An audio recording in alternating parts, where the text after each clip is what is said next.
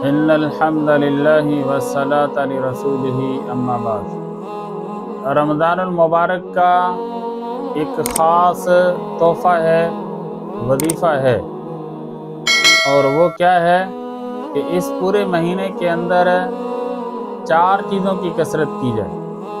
حضرت مولانا شیخ الحدیث مولانا زکریا صاحب رحمۃ اللہ علیہ نے اپنی کتاب میں لکھا ہے فضائل رمضان کے اندر، وہ فرماتے ہیں کہ 4 چیزیں اس مہینے کا خاص وظیفہ ہیں۔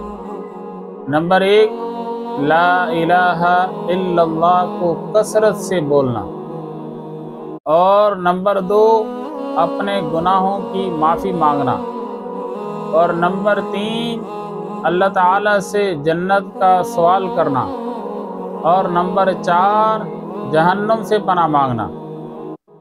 یہ 4 اس مہینے کے اندر خاص کرنے کے کام ہیں رمضان المبارک میں۔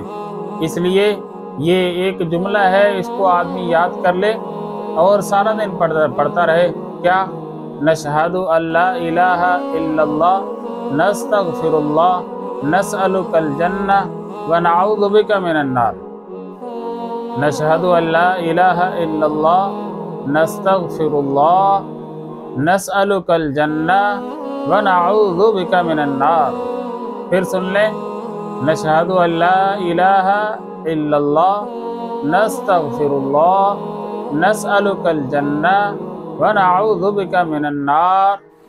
اس ایک جملے میں یہ 4 چیزیں آ گئی، لا الہ الا اللہ بھی آ گیا، اور گناہوں سے معافی بھی آ گئی، جنت کا سوال بھی آ گیا، جہنم سے پناہ بھی آ گئی۔ اللہ مجھے اور آپ کو اس پر عمل کرنے کی توفیق عطا فرمائے۔